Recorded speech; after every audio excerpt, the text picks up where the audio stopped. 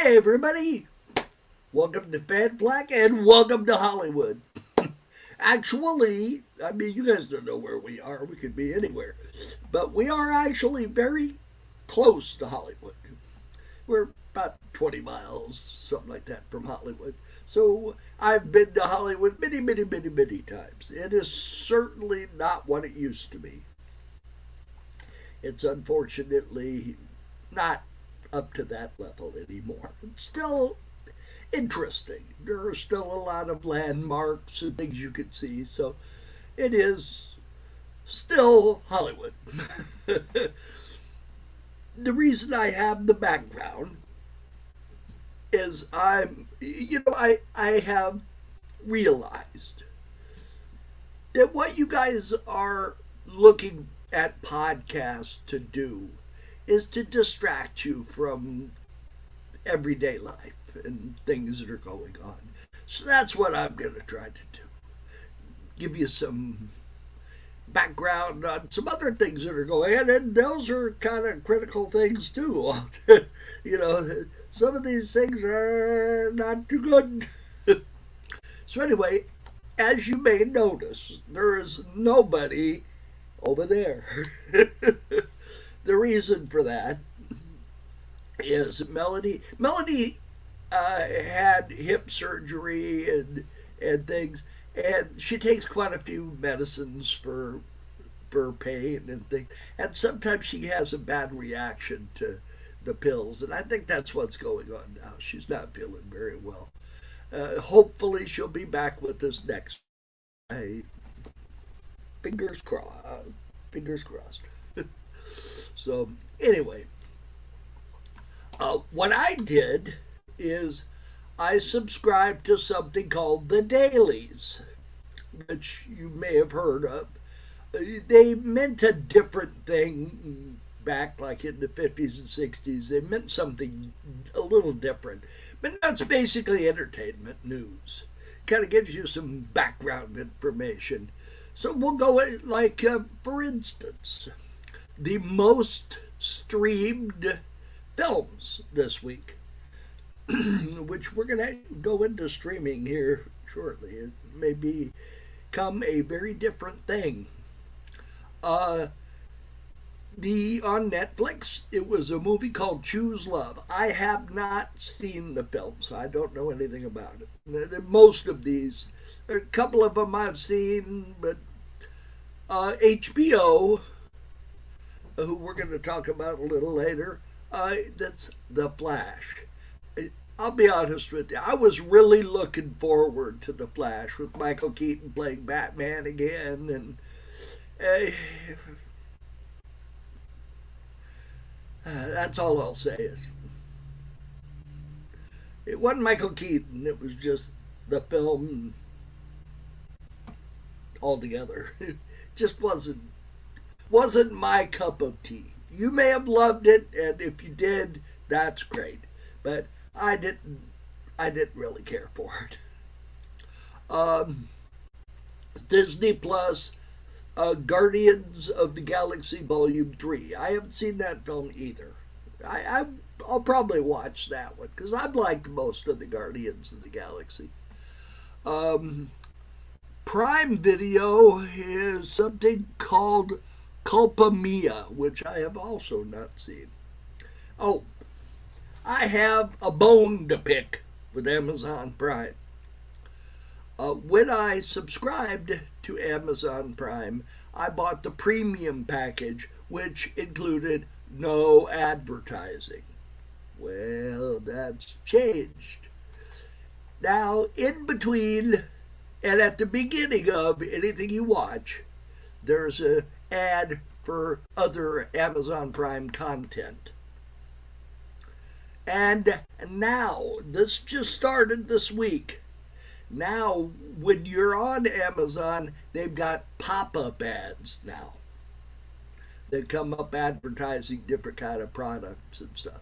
Now, Amazon Prime, if you want to keep me as a customer, get rid of the pop-up ads because I do not like them. They are not what I paid for. You didn't give me an option to not have them. You just added them to the premium package, and I don't like it.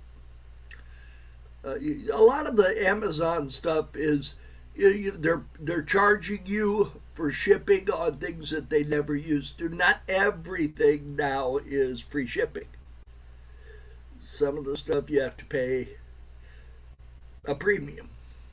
Now, I mean, I will admit some of the stuff on there it's amazing how fast it shows up at my door. I have had stuff that I ordered in the morning and it was there when I came home from work at night. Now that's pretty amazing.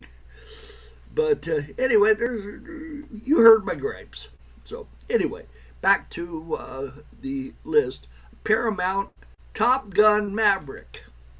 That was another one that I was looking forward to it, but it was knowing the aviation industry like I do, because I have been in it for almost my whole life.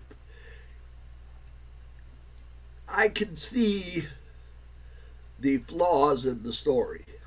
Now, those of you who do not know that, are not involved in it, you wouldn't catch it. But it's just not my cup of tea, as I said. Hulu. Hulu's one I do not watch. My son-in-law has it, so we have it in the house, but I don't watch Hulu. And that's Vacation Friends 2.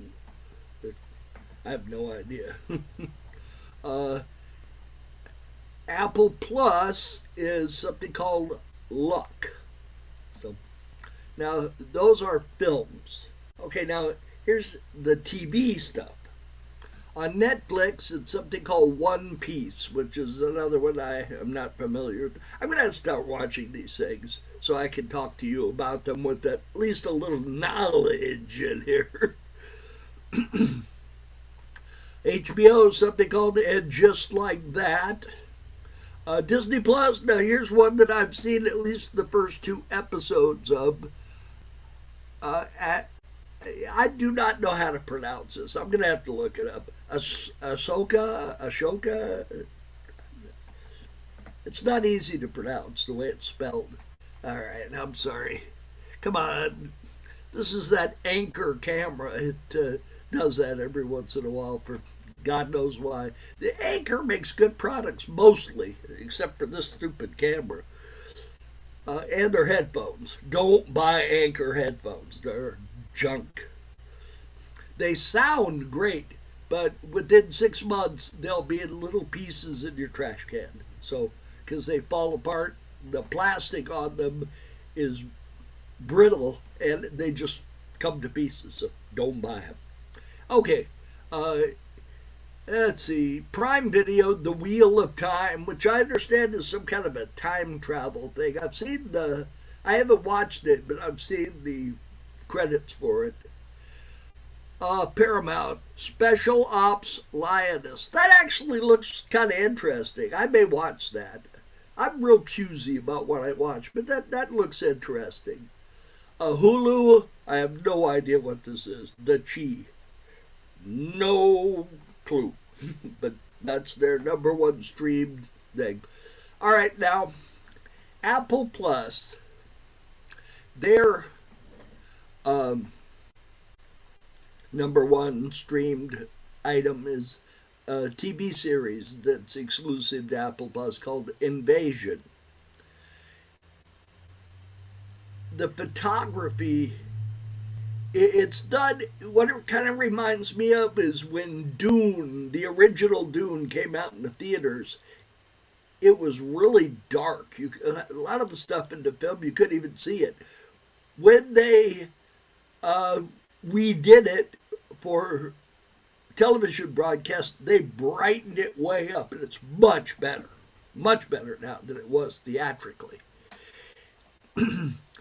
But this Invasion, it's the same way. It's way too dark. A lot of the stuff you can't see. The alien, it looks like a mop, a black mop with a mouth on one end. But it apparently walks, but it's just, I don't know where it's made. I don't think it's made here. I think it's made in Europe someplace because it just doesn't have the look of an American show. A lot of the actors have British accents, things, and it's supposed to be in London. This one part of it, so I don't know. But anyway, that's the streaming shows. So we're done with that now. Let's see here. I have all this printed, so I apologize if I look down. Okay, I'm sure that a lot of you are aware of the the screenwriter strike, and this is something that's kind of related to that, but not quite. It's a Disney versus Charter Cable. Uh, Charter Cable, because of Disney refuses to put everything on Charter Cable. So a lot of the really prime content is staying on Disney Plus, where Charter can't get access to it. They're not giving them access to the entire package of Disney Plus.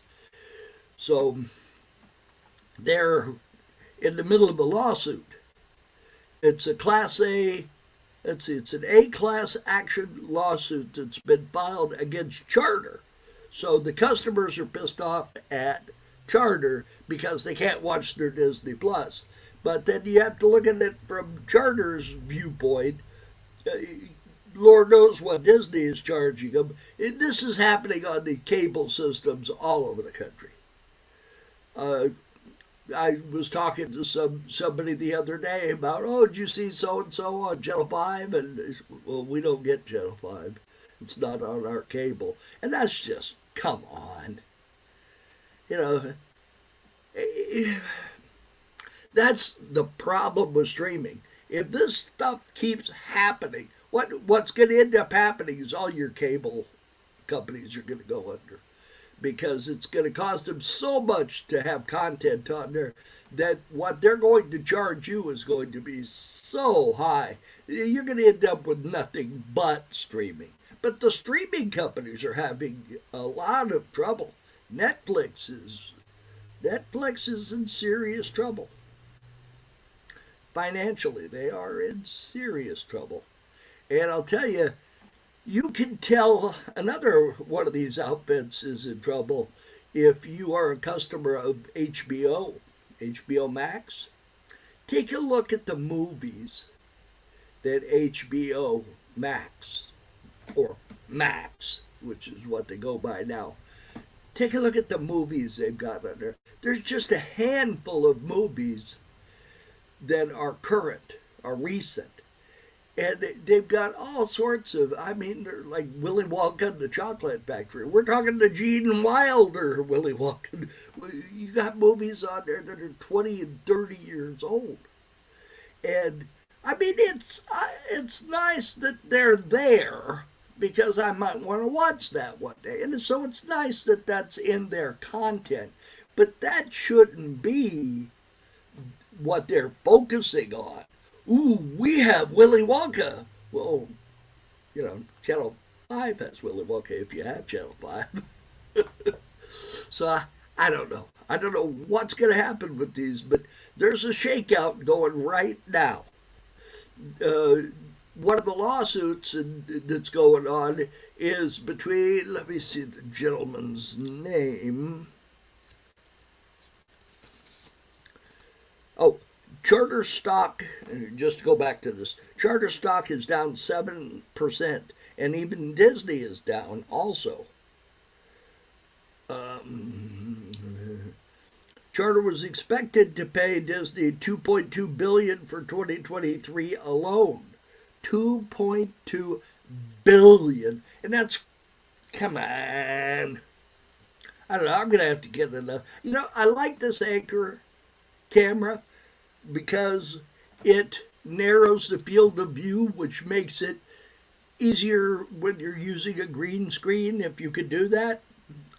But this focus problem is really something I'm going to have to deal with. I apologize. I really do. The number of webcams out there that are worth the darn is not really great right now. Take a look on Amazon. You'll see what I'm talking about. Oh, Charter. Okay, Spectrum. Spectrum carries Charter, and they have 15 million subscribers. But right now, because of this dispute, Spectrum customers cannot watch ABC, ESPN, or National Geographic since that's now part of Disney. And it says, Charter says Disney is moving all the good stuff to their streaming services away from linear cable channels. They're basically asking, why pay twice for the same content? On Disney's end, they're considering focusing more on sports and less on traditional TV. This is okay, that's the lawsuit. Okay, we talked about that. It says here, despite, okay, the CEO of Charter, Moffat Nathanson, let's see, and his analysts, okay, says the lifeboats have already been burned, hinting that traditional TV bundle is on its way out. Even smaller companies like Cable One have already jumped ship. What now? I'll tell you a company that is on the verge of going under, and that's Roku. If you like Roku, you may be in for a shock.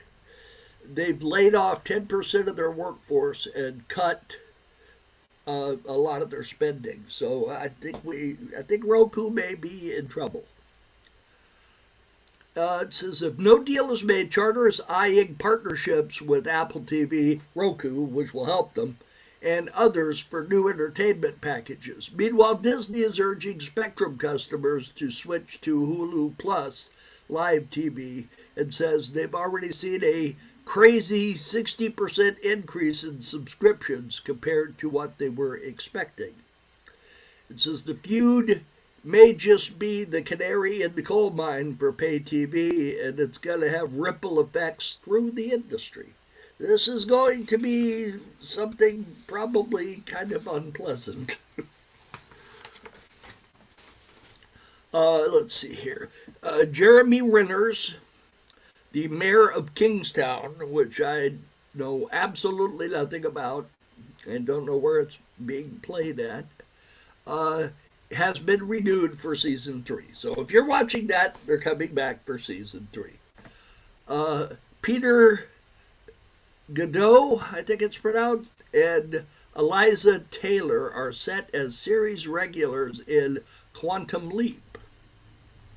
Oh, season 2. I didn't know they had a season 1. Okay, good. I'll have to look it up. Neon, which apparently is some kind of streaming company, they acquired worldwide rights for Ava DuVernay's Origin ahead of its Venus Film Fest premiere. Okay. Martin Scorsese sets his next film after Killers of the Flower Moon. Okay, whatever that means. Let's see, Sarah I'm going to have to learn to pronounce these names. Sarah Barely, oh, her musical Waitress has been acquired by Bleecker Street. Let's see, Eddie Murphy and Tracy Ellis Ross have a holiday comedy called Candy Cane Lane and will premiere on December the 1st on Prime Video. Ooh, poor Eddie, he's put movies on Prime Video. I think we may be watching the end of his career. That's usually not a good sign. The Hollywood Reporter. Okay, never mind. That one.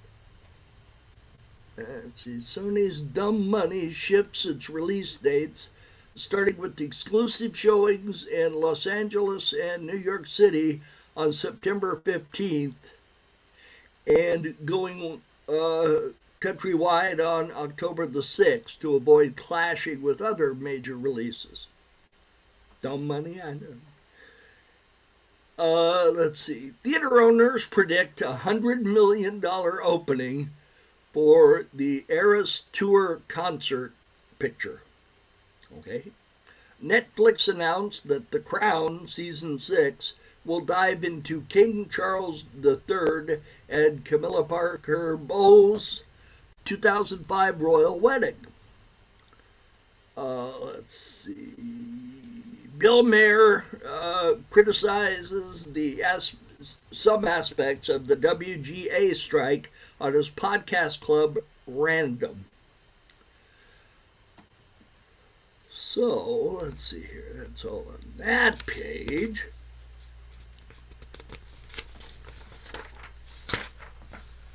Okay, here's the thing about Roku. Roku is axing 10% of its workforce and pulling some content off its platform, expecting to take a charge of up to $65 million as it doubles down on cost cutting. Not good. AMC Theater stocks fell after its parent company filed to sell up to 40 million shares to pay down debt. That may be okay. I'll tell you, I sure hope they don't go under because their theaters are nice. You know, the Regal cinemas, they're one by our house, the seats all have holes in them, the carpet's filthy, it has holes in it. It's terrible. I mean, I'm not going to pay them $20 to go into a theater that I can't even sit in a seat. Nah. AMC is my movie theater, so I hope they stay around. Let's see. Tubi, which is Fox free streaming service, has now reached up to 74 million monthly active users. That's good.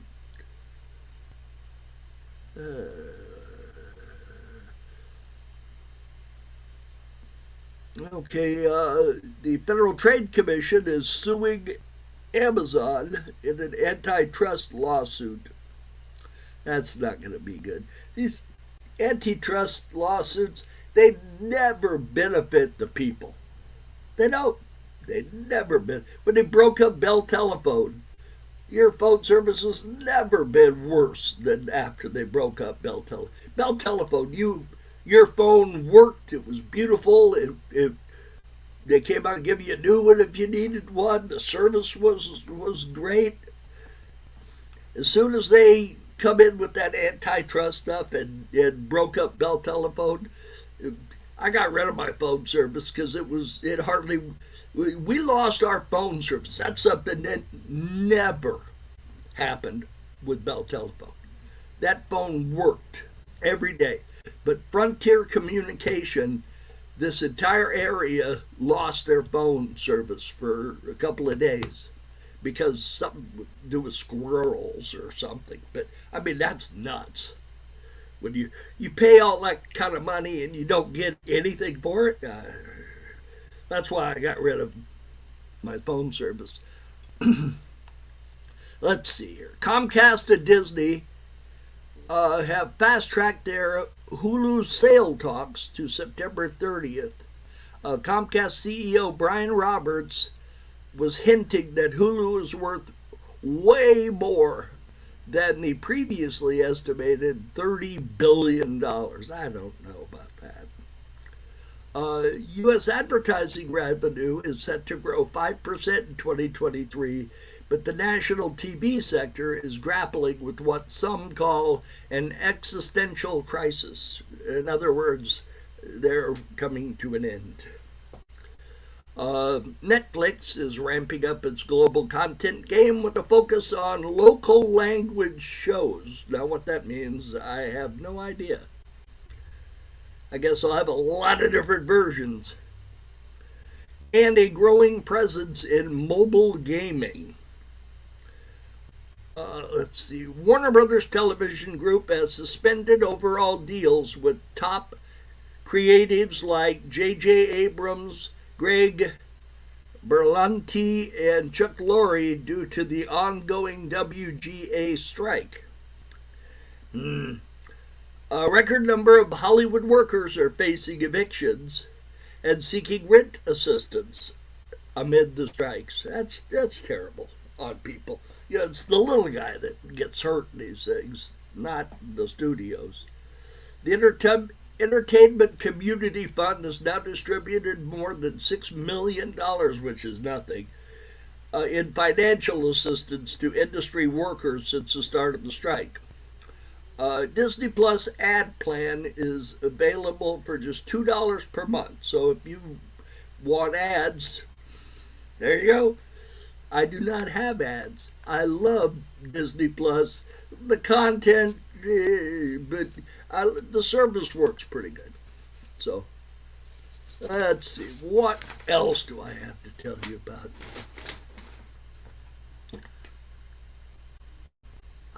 Here we go.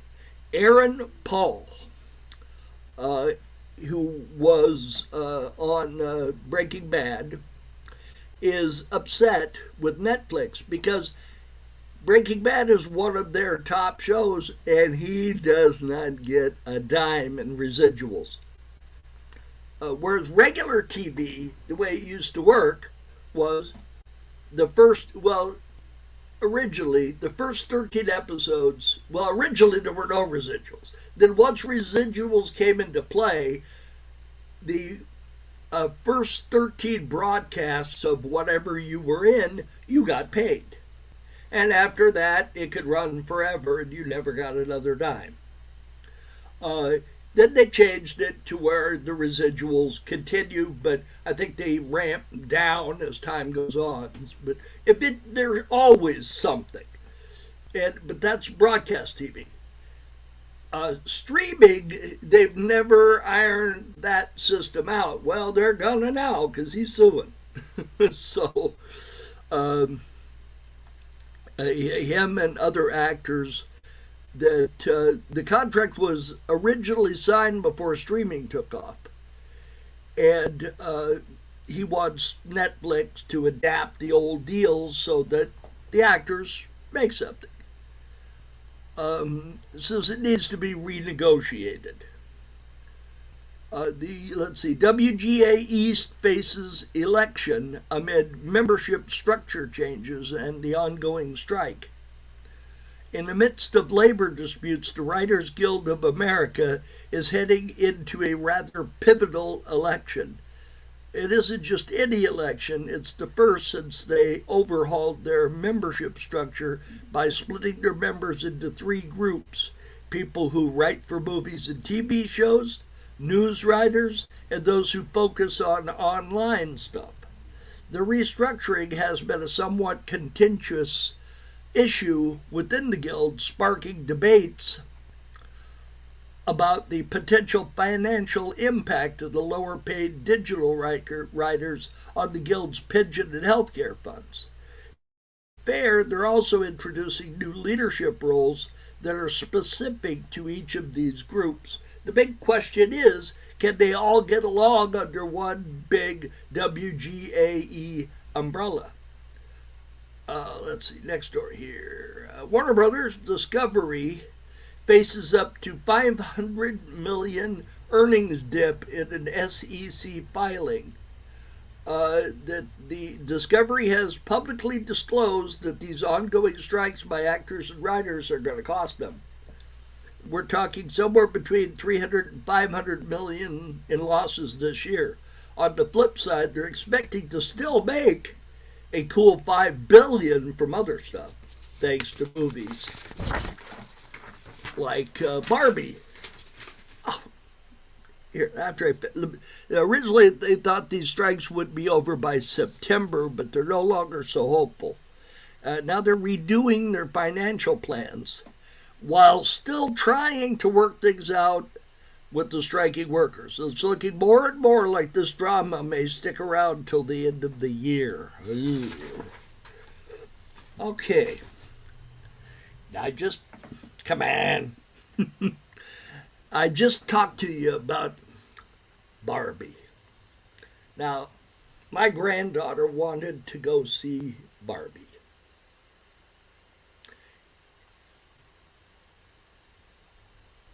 Hang on just a second. I'm having an issue here.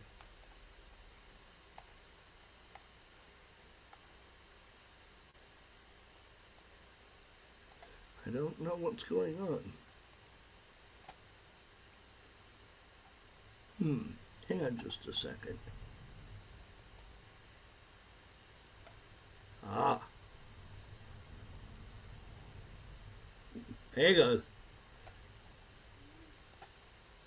I'm back. What it was, the counter for how long the show has been on was not appearing on my screen, so I couldn't tell where I was at in the show. So I wanted to make sure that I hadn't stopped broadcasting. So anyway, I'm back. Okay, Barbie. My granddaughter wanted to go see Barbie. Nobody else was available to take her. So, being the grandpa, I said, okay, I'll take you to see Barbie. I was really, really surprised that I liked it.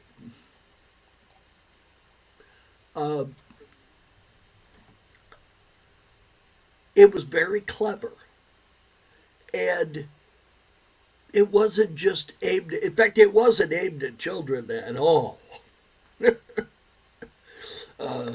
This is not a, this is, why am I fuzzy? Sorry. I really am sorry. The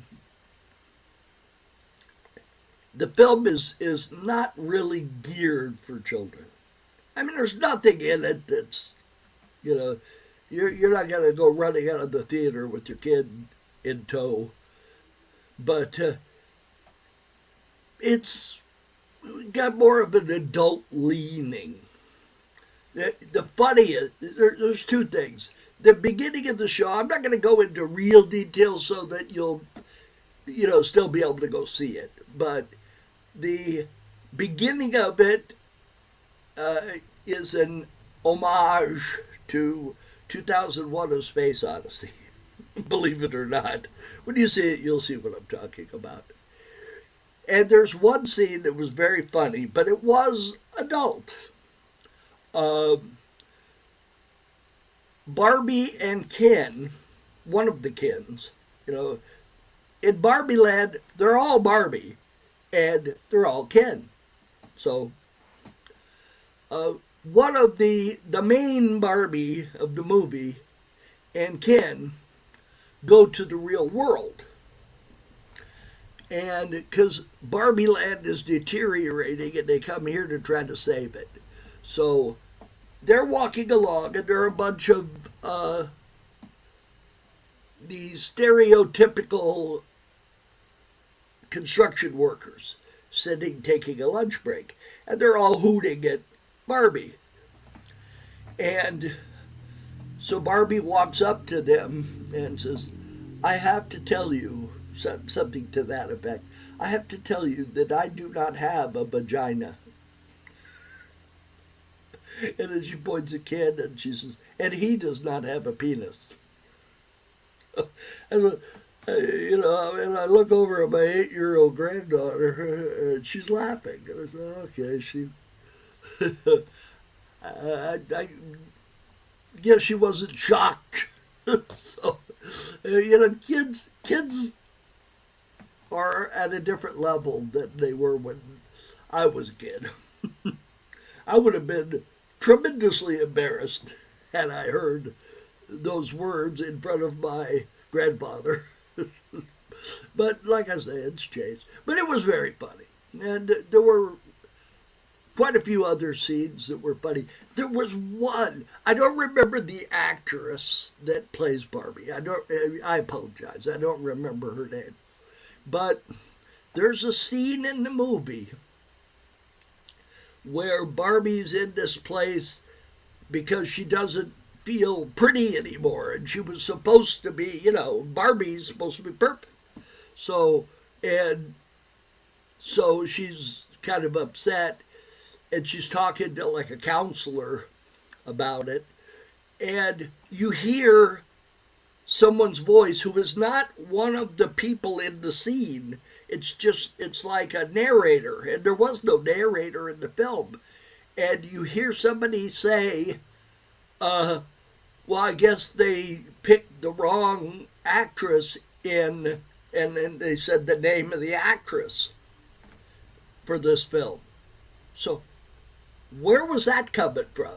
If anybody knows why they said that and why that was part of the scene, I mean, was it added by mistake? Did somebody leave a soundtrack in there that shouldn't have been there? Because I don't really understand how that was part of the film. So if you know, if you have any idea, let me know, because I was really puzzled by that. It kind of threw me. But overall, it really was a good film. I would recommend going to see it. But just be aware there's some. I mean, it's not tremendously over the top adult, but you're going to end up explaining some things to little kids. So just realize that. You're putting yourself in that position. You might want to maybe go see it first yourself and make a decision. Like I say, it was nothing. It didn't like. You get me like that. But anyway, so this streaming thing, the services, I'm seeing problems with all of the services. None of them work as good as they used to. The content is not what it used to be. It used to be pretty easy to find something to watch, but now I'm finding that I've got like 4 or 5 shows that I just watch over and over and over and over. So, what do you do?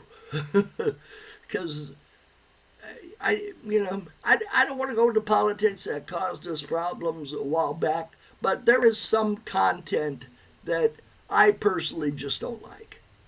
So I don't want to watch it. That's why I don't watch network news. I don't watch network television. I don't watch any television. I do not have network television coming into my house. I do not watch it. The news just aggravates the hell out of me. So I don't want to watch that either. I want to watch things that make me happy and that distract me from the things going on in everyday life. And I'm sure a lot of you are the same way. That's why I don't want to go into politics. I don't want to talk about elections. I don't want to talk about... There's a lot of things going on, but you don't need to hear about them from me. And so that's why we're not going to do that on this show anymore. We're not going to have any more political discussions. We're going to talk about the entertainment industry. We'll branch off into UFOs occasionally because Melanie and I are working on a book. She's the one that's going to write the book, but I'm going to help her research it and stuff. It hasn't really gone very far yet, but it's going to. There's just too much to talk about. What's going on is the UFO thing is 2 completely different sides of the issue. You've got the Stephen Greer side. Here I go. The Stephen Greer side of the issue, which is the aliens are our friends, and we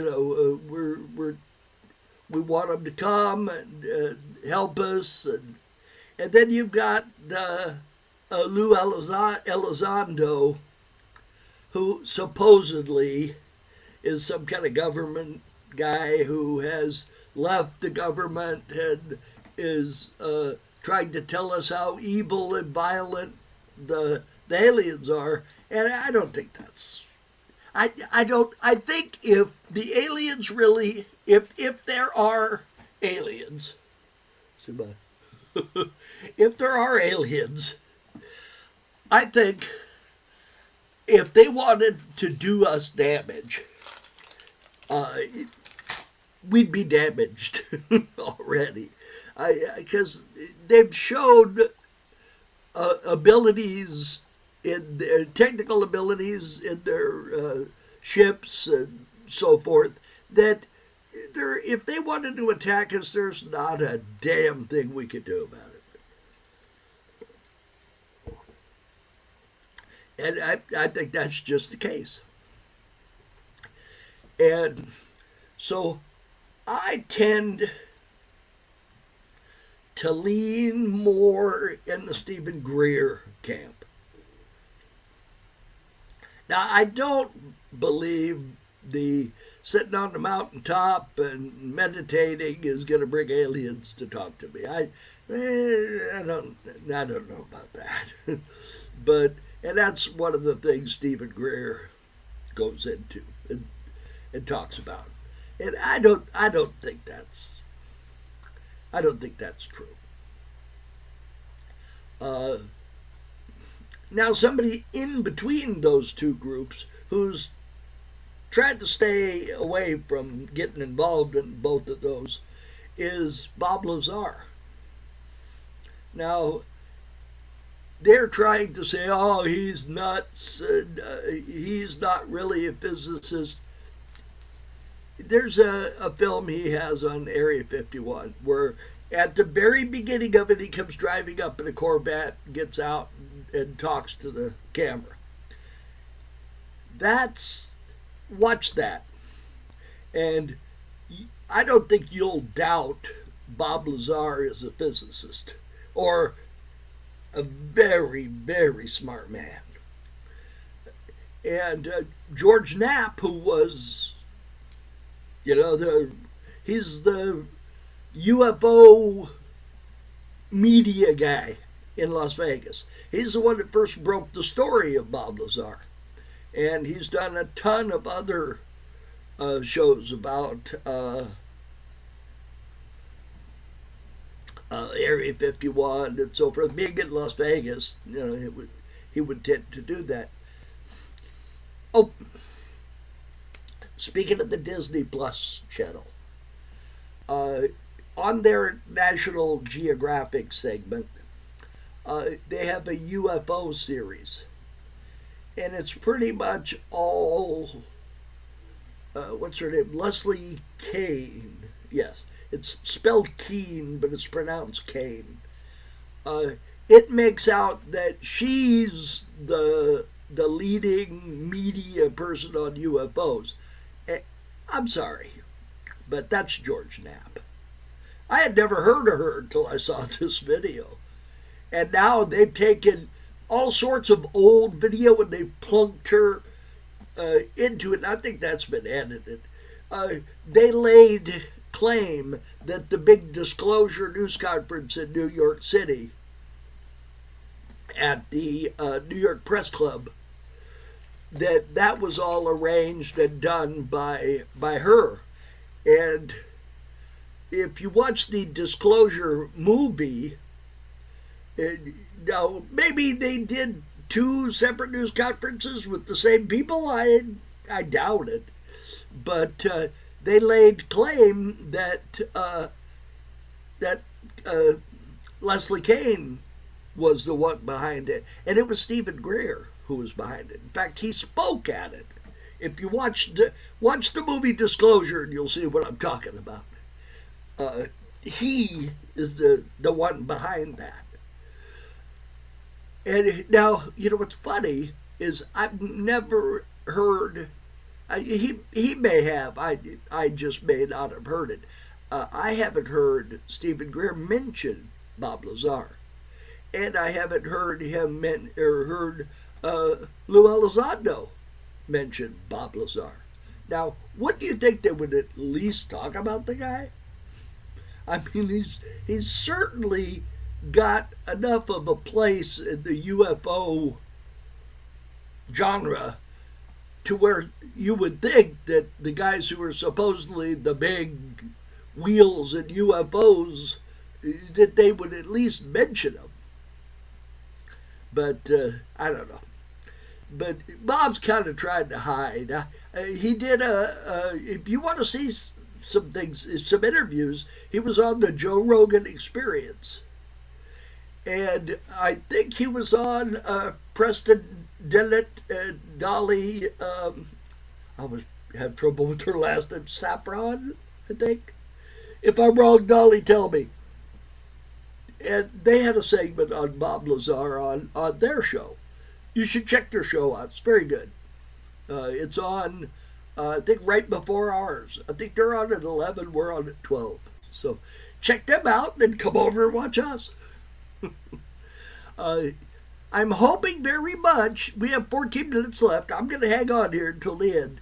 I'm hoping very much that we get Melody back on her feet, because the shows go better, because Melody just has, let me tell you, Melody has had an entertainment background since she was a kid. She was in the hierarchy of a number of different fan clubs. Bobby Benton was a singer. She was involved in his. She went to see Bobby Benton. He threw her a shirt. I remember she came home with the shirt. So she had involvement in his fan club. She was up in the hierarchy of Mitch Vogel's fan club. Mitch Vogel was on Bonanza. He did a lot of Disney movies. He had red hair and freckles. Nice young man. I met him. They had, you know what was nice at the fan club meetings? He used to come to the fan club meetings. Now, how many actors are doing that? Now, that was very nice. And when I brought my sister, she hasn't driven. I don't think she was driving yet. And she hasn't driven in a long time. She had a car accident right after she got her driver's license, and I kind of scared her, so she doesn't drive. But I drove her to one of the meetings over in L.A. someplace. And he walked out to the car and thanked me for driving Melody to the thing. So, I mean, that was nice. Nice guy. And then Melody, of course, her main area of, let's say, fame was that she co-wrote the Dark Shadows Companion. There we go. It was all about Dark Shadows. I believe it had one of the Catherine Lee Scott, I believe's name was actually on the book. But, you know, like ghostwriters, like most of those stars have ghostwriters writing for them. So she didn't actually write it, but her name's on it. And Melody knows her. I met her at a Star Trek convention, actually, because she did an episode of Star Trek. Melody met Jonathan Frid. I'm not sure. She never really. We don't discuss it because I'm not a Dark Shadows fan. It just isn't my cup of tea, shall we say. I'm more sci-fi. I like sci-fi, and I like World War II documentaries. And like Band of Brothers, that's one of my favorite. If you haven't seen Band of Brothers, you really should watch it. It is an excellent miniseries. I think it's one of the best miniseries they've ever made. Really well done. The star of it is actually in the series Billionaires or Billions. I think it's Billions. He's the star of that. And he played, I can't think of the character's name. It'll come to me. But he played the main character in Band of Brothers.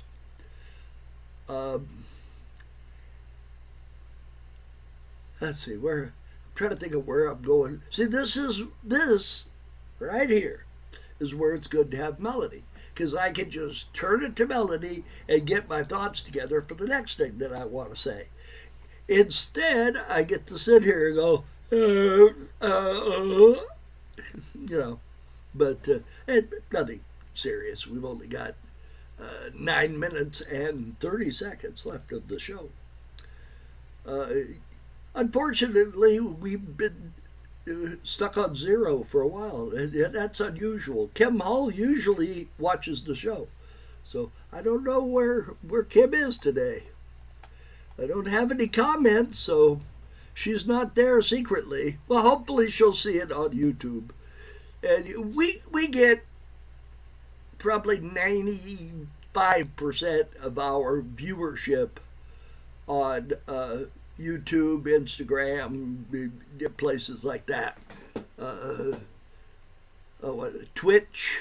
Yeah, that's what Melody handles all of that stuff. So my knowledge of that is secondhand and lacking. So I apologize.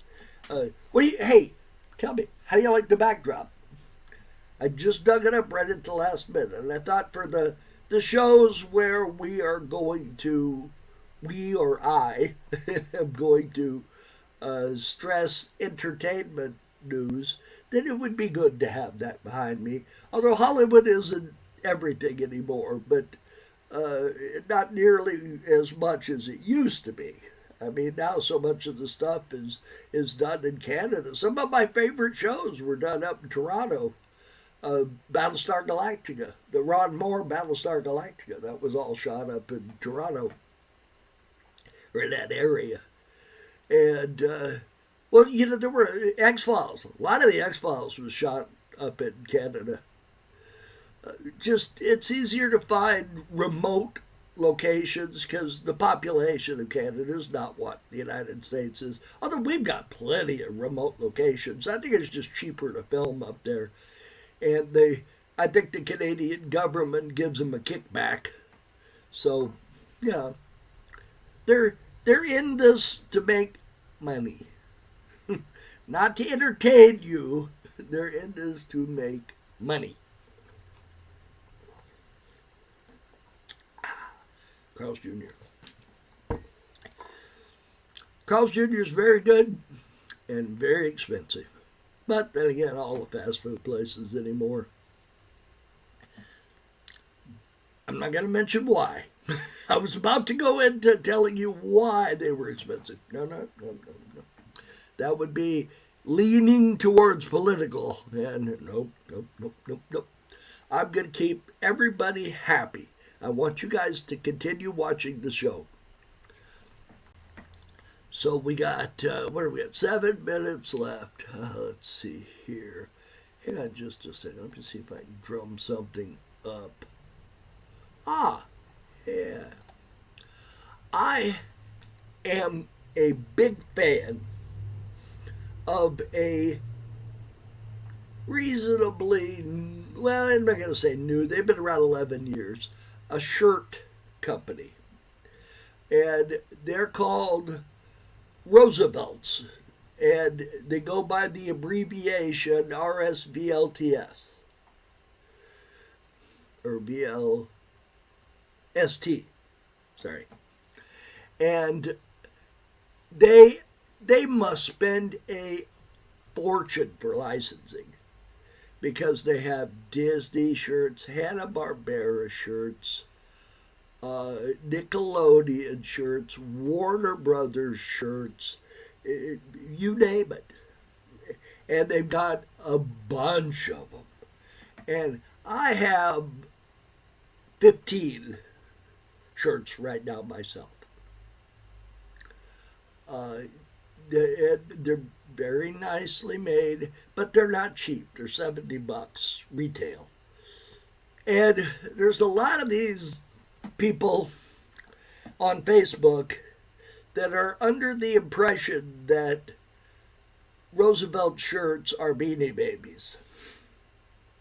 And I would imagine you understand what I'm talking about. Roosevelt's is releasing limited edition shirts at conventions, and D23, they just did that, and at Comic-Con, And those shirts, the scalpers go in and gobble them all up and then try to resell them. And there's a buy, sell, trade group on Facebook where they're doing that. And they're on there. There's this a short group. They call them whales because it's the big shirt that people want. And they're asking $700 and $800 for this shirt. I don't get it. I wouldn't pay $700 for a shirt if the buttons were solid gold. Well, maybe I would then, because I could sell the buttons. But it's just nuts. You know, hey, you want to buy the shirt for $700? Go right ahead. But would you ever wear it? I mean, I hesitate wearing shirts for $70, much less $700. So I don't quite get that. But they are very nice shirts. Now, I had to quit the Roosevelt's group on Facebook because there's some Nazi that runs the website, or that runs the group. And all I did was, there's a company called Rock'em Socks. And they make a bunch of socks that look like they were deliberately made to match the Roosevelt shirts. That's what they look like. I mean, the pattern's very similar. It's the same character. You know, they have 56 versions of Spider-Man socks. Just Spider-Man. 56 versions. So, it's amazing. And they're $20. I mean, that's kind of high for a pair of socks, but they look pretty nice. And I posted a note about how much they went along with the Roosevelt shirts, and the admin took it down. Why? They said I was spamming the group. I wasn't selling the socks. I was just telling people, hey, these socks kind of match the shirts. So I started my own damn group. So if you like Roosevelt shirts and you don't want to cater to the shirt Nazi, come on over to my group. It's Friends and Fans of RSV. That. Hang on. I have forgotten the name of my group. Yeah, it's RSBLTS, Friends and Fans. That's the name of the group. So come on over, post pictures of your shirts, or go buy you some shirts and then post them. And, real quick, before we go, I want to show you something that's going on Facebook right now. Up in the upper right-hand corner, there's these ads that Facebook has been running for, I don't know, a month or two.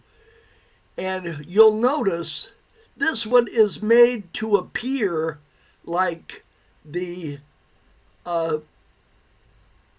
bookmark bar up at the top of the screen. And I think it's done that way so you will accidentally click on where it says messages and it has a 2 next to it and it says 2 new messages, read now. That's going to take you to the website for this company.